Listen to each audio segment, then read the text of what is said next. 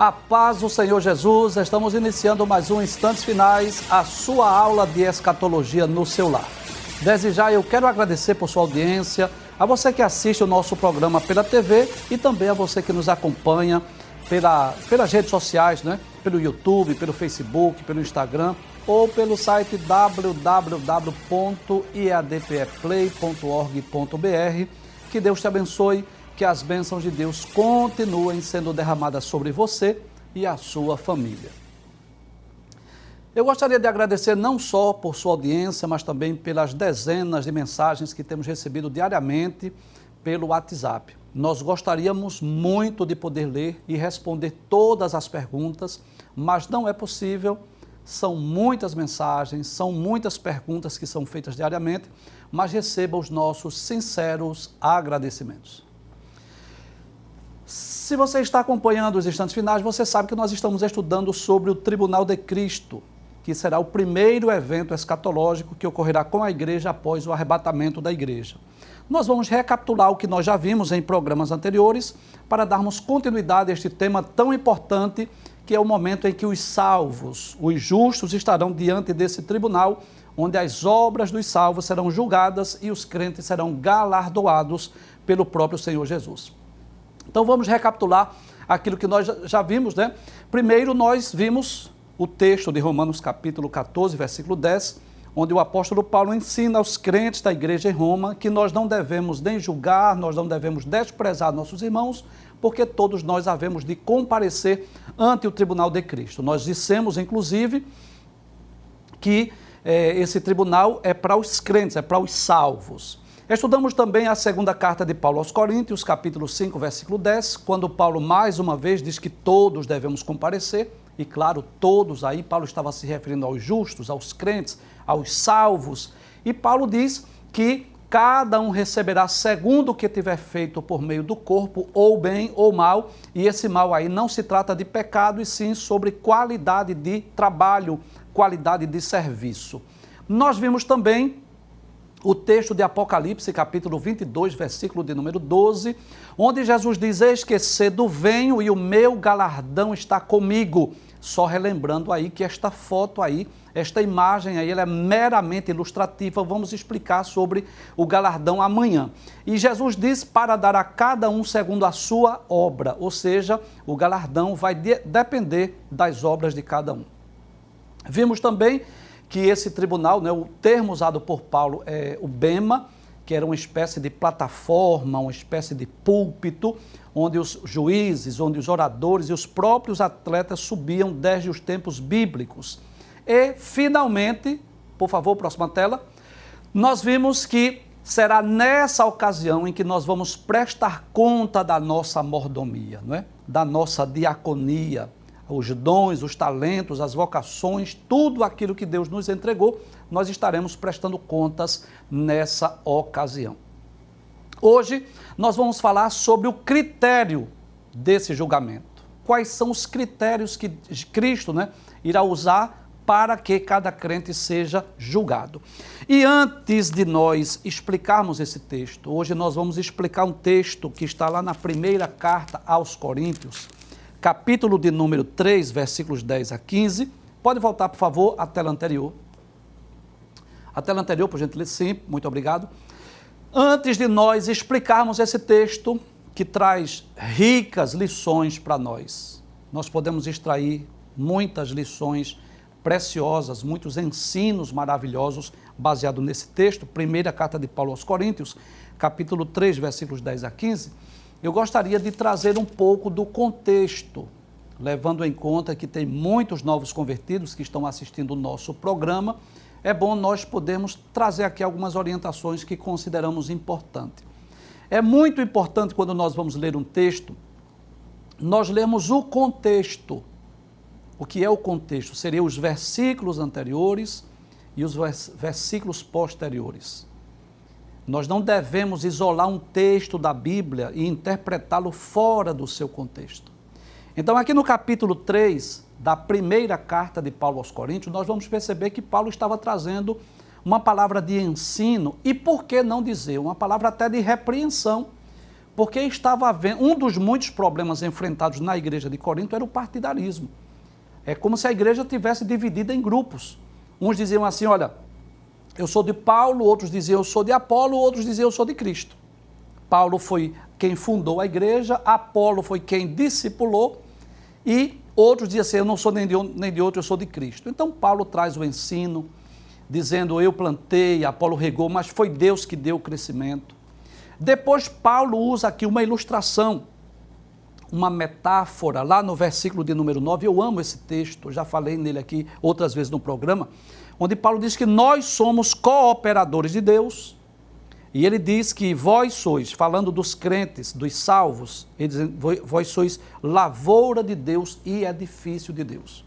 E a partir de então que Paulo vai trazer um rico, um precioso ensino que nós podemos aprender sobre os critérios que serão utilizados nesse julgamento diante do Tribunal de Cristo. Então, a produção do programa, a equipe preparou aí algumas imagens ilustradas, esse texto está ilustrado para que possa facilitar a nossa compreensão, mas eu gostaria de dizer mais uma vez que essas imagens que você estará vendo são meramente ilustrativas, não significa dizer que ela diz literalmente a verdade, mas é apenas para ilustrarmos, para facilitar a nossa compreensão.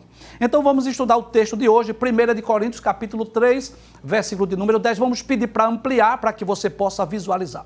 O que é que Paulo vai dizer nesse texto? Depois que ele diz que os crentes são lavoura de Deus e edifício de Deus. Paulo vai dizer assim, primeiro, Paulo vai dizer assim, olha, segundo a graça de Deus que me foi dada. Então, primeiro eu gostaria de explicar aqui o que é a graça. A graça, na realidade, é um favor imerecido. E quando lemos a Bíblia, nós podemos entender que existe a graça salvadora e existe a graça comum. E qual é a diferença, professor? A graça salvadora foi o favor imerecido que Deus fez, trazendo para nós o seu Filho, dando-nos o seu Filho Jesus para morrer pelos nossos pecados. Isto é a graça salvadora. É aquela graça que Paulo diz assim, pela graça sois salvos por meio da fé. Então foi um favor que nós não merecíamos e Deus enviou para nós esse grande favor, essa graça, enviando Jesus para vir a este mundo para morrer pelos nossos pecados. E o que vem a ser a graça comum? A graça comum são todas as demais bênçãos que nós alcançamos ou recebemos de Deus. Então, por exemplo, o direito de nós termos família, o direito de nós, o privilégio de nós podermos trabalhar, isso é graça comum. Não é uma graça que vai nos trazer salvação, mas é graça como um presente, como um favor de Deus.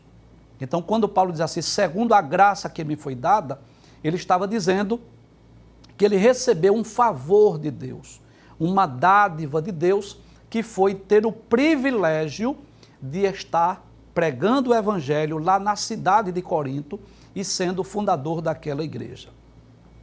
Voltando para o texto, então nós vamos perceber aí, por favor, vamos ampliar muito bem, segundo a graça de Deus que me foi dada, ele diz, pus eu, como sábio arquiteto, o fundamento.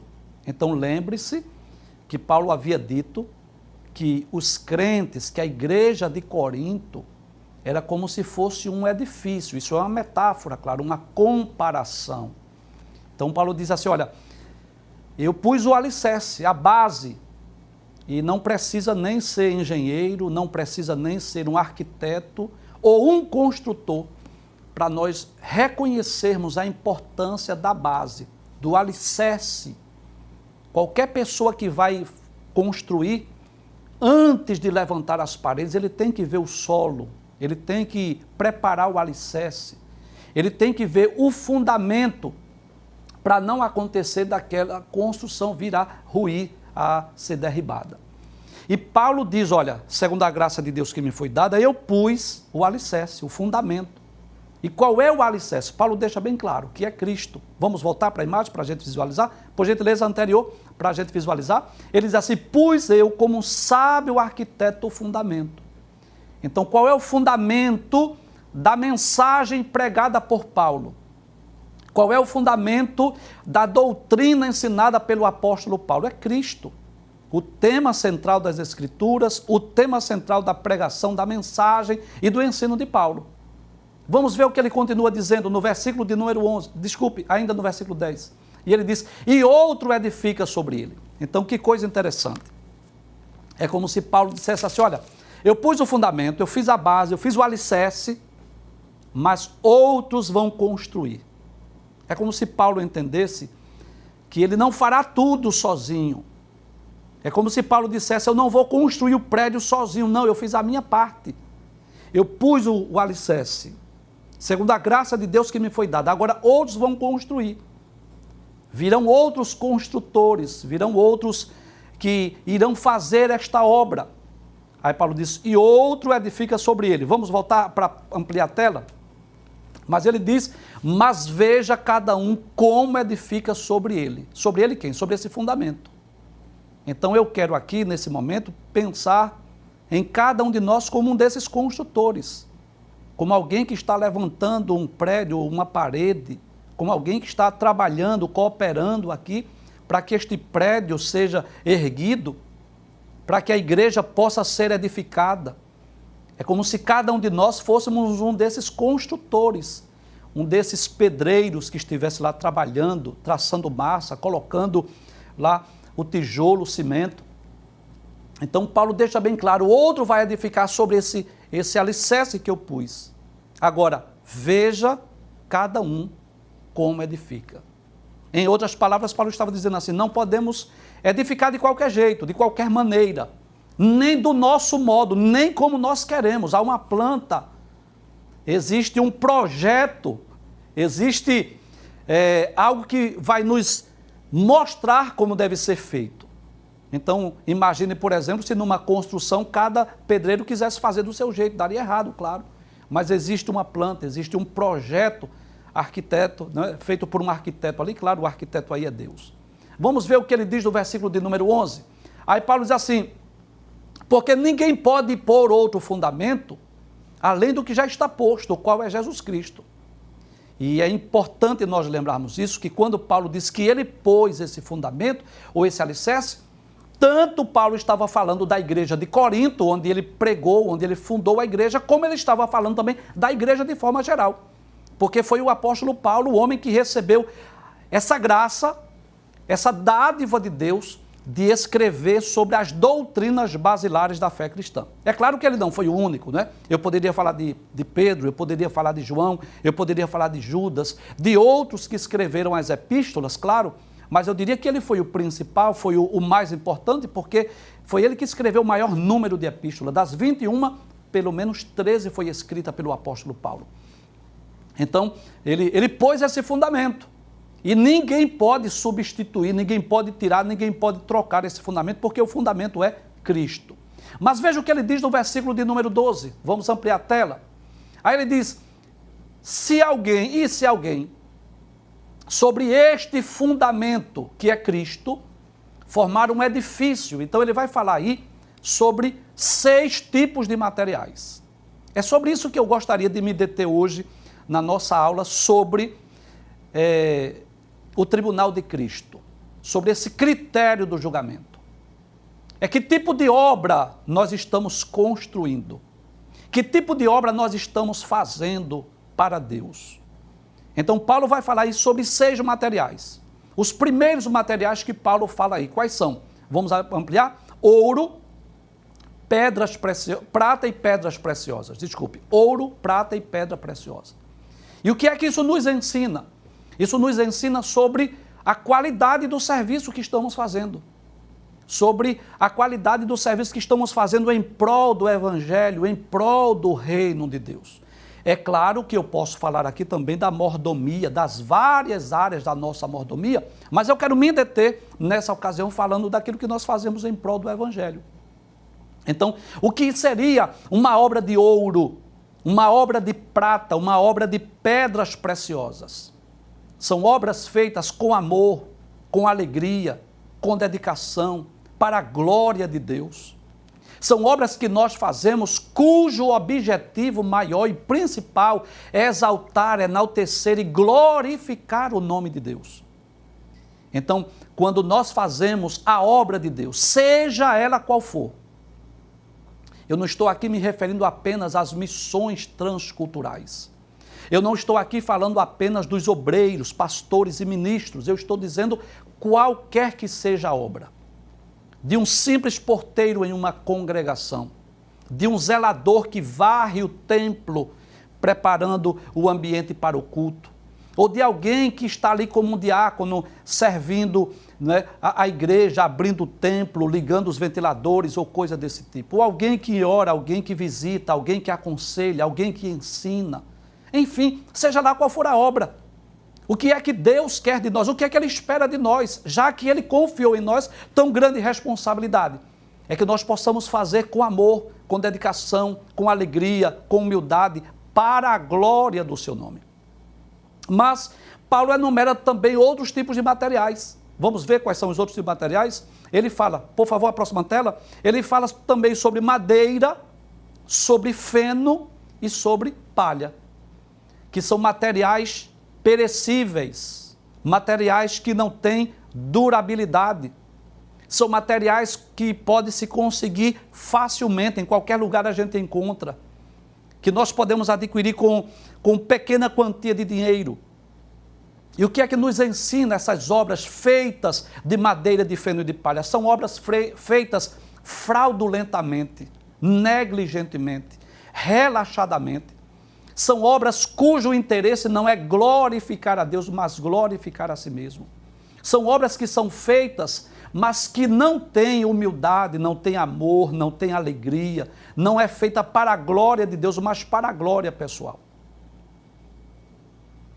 E eu posso dizer que cada um de nós que trabalhamos em prol da causa de Deus, em prol da expansão do Evangelho, seja qual for a função, do mais simples zelador do templo, aos pastores, aos missionários transculturais, todos nós estamos fazendo a obra que pode ser comparada a um desses materiais. É claro que o dono da obra, o dono da seara, aquele que confiou a nós os seus talentos, os seus dons, as suas riquezas, é claro que ele espera que nós possamos usar materiais de grande valor, como ouro, prata e pedras preciosas.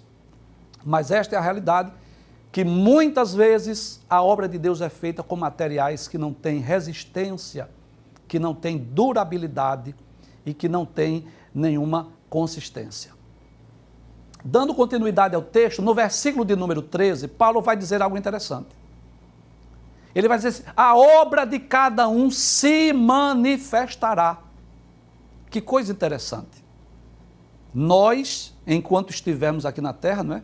Nós estamos fazendo a obra de Deus e nós não podemos julgar e não devemos julgar o trabalho de ninguém. Porque só quem conhece o coração, só quem conhece o ímpio é Deus. Então não compete a nós estarmos julgando A ou B ou estarmos apontando para A ou para B. Mas haverá um dia em que esta obra vai se manifestar. E Paulo deixa bem claro, vamos ampliar essa tela, Paulo diz assim, na verdade o dia a declarará. Que coisa interessante que este dia aí está com D maiúsculo. Eu analisei esse texto hoje em 5 versões distintas e nas 5 versões o dia está com D maiúsculo. Porque não fala de um dia comum, não fala de um dia qualquer. Mas que dia é esse? É o dia da prestação de contas. É o dia em que nós estaremos diante de Cristo, prestando conta das nossas obras, do nosso trabalho, do nosso serviço, dos bens, dos talentos que Ele nos entregou. Então Paulo deixa bem claro que a obra de cada um dia ela vai se manifestar. E esse dia, que é exatamente o dia da prestação de contas, que eu posso dizer que é o dia também do arrebatamento da igreja, da vinda de Cristo para vir buscar, esse dia vai declarar. E o que é que vai acontecer nesse dia? Vamos ver na próxima tela? Paulo diz assim, porque pelo fogo será descoberta. Então permita-me ilustrar aqui. Né? Eu quero aqui fazer uma ilustração. É como se, isso é uma ilustração, por gentileza não leve isso no sentido literal, mas é como se naquele dia da prestação de contas, é como se naquele dia em que estivéssemos diante do justo juiz, as nossas obras estivessem ali e elas fossem jogadas ou fossem lançadas no fogo. E você sabe disso, que quando nós colocamos ouro, prata ou pedras preciosas no fogo, elas não vão se decompor. Esses materiais não se decompõem, pelo contrário, eles são purificados. Eles ficam ainda mais valiosos. O ouro, a prata, as pedras preciosas, debaixo de altas temperaturas, ela não vai entrar em decomposição, muito pelo contrário. Vai tirar as escórias, vai purificar ainda mais. Porém, as outras obras, a obra que seja feita, por exemplo, de madeira, de feno e de palha, o que é que acontecerá? Vai entrar em decomposição. Só vão ficar as cinzas, não vai ficar absolutamente nada. Então é como se naquele dia, usando aqui uma forma ilustrativa, é como se naquele dia as nossas obras estivessem diante de Cristo, de acordo com a qualidade que nós fizemos, de acordo com a dedicação e propósitos e intenções que nós realizamos essas obras, e essas obras fossem jogadas lá nesse fogo, e nesse dia o fogo vai descobrir o tipo de serviço que nós fizemos em prol do reino de Deus. Vamos para a próxima tela, por gentileza. Aí Paulo diz algo interessante no versículo 14. Se a obra que alguém edificou nessa parte permanecer, em outras palavras, se foi obra de ouro, se foi obra de prata, se foi obra de pedras preciosas, debaixo do fogo não vai entrar em decomposição, ela vai permanecer, vai ficar lá ainda mais pura, ainda mais purificada. O que é que vai acontecer com essas pessoas? Paulo diz assim: este receberá galardão. E o que é que nós aprendemos? É que as obras que seremos galardoados, seremos recompensados, são obras feitas com esses materiais. Obras feitas de ouro, de pratas e de pedras preciosas. É interessante que esses três materiais representam ou tipificam, na tipologia bíblica, exatamente a Trindade. O ouro fala do Deus Pai, a prata fala do Deus Filho e as pedras preciosas falam do Espírito Santo. Então, quando nós estamos fazendo a obra visando glorificar a Deus, engrandecer o reino de Deus, quando nós estamos mais interessados que Deus apareça do que nós, quando nós estamos fazendo com amor, com dedicação, com alegria, para a glória de Deus, nós estamos fazendo com esses materiais. Porém, quando nós estamos fazendo para a glória pessoal, ou por interesse financeiro, ou para ser visto, ou para ser aplaudido, ou para receber elogios, ou em busca de cachê, ou em busca de dinheiro ou coisas terrenas, podemos dizer que essas obras, elas são obras de madeira, de feno, de palha, que não têm resistência e que debaixo do fogo do juízo divino não terá nenhum galardão. Nós aprendemos que haverá pessoas que trabalharam muito aqui na terra, mas quando as suas obras forem colocadas de forma ilustrativa, eu falo, neste fogo do juízo, não vai ficar nada. E às vezes as pessoas trabalharam muito, mas não terão galardão. Mas é interessante que Paulo vai dizer, versículo de número, por gentileza, a próxima tela, no versículo 15, se a obra de alguém se queimar, por gentileza, continue com a tela cheia, por gentileza. Se essa obra se queimar, qual é a obra que vai se queimar? A obra feita de madeira, de feno e de palha. Observe aí a ilustração dessa imagem. Embaixo tem o fogo e em cima estão os três materiais, a madeira, o feno e a palha. Se essa obra queimar, vai sofrer detrimento, não vai ficar nada. É como se o juiz, por gentileza, é como se o juiz naquele dia dissesse assim, traga as suas obras. Colocou aqui no fogo, não ficou nada. Então não tem galardão, não tem recompensa. Você não vai ser galardoado, você não vai ser recompensado. Mas por que, Senhor? É porque, veja, o material que você utilizou nessa construção, Um edifício tão importante que é a minha igreja, onde o fundamento é o próprio Cristo. Então você poderia usar materiais de melhores qualidades. Então a obra vai se queimar, não tem galardão. Mas Paulo continua dizendo, vamos ampliar a tela? Paulo diz assim, mas o tal, por gentileza, vamos ampliar a tela, mas o tal será salvo todavia como pelo fogo. Vamos deixar essa imagem aí, por gentileza, porque os irmãos gostam de fotografar. Então nós trouxemos aí, né, a equipe preparou essa imagem aí, que ilustra muito bem.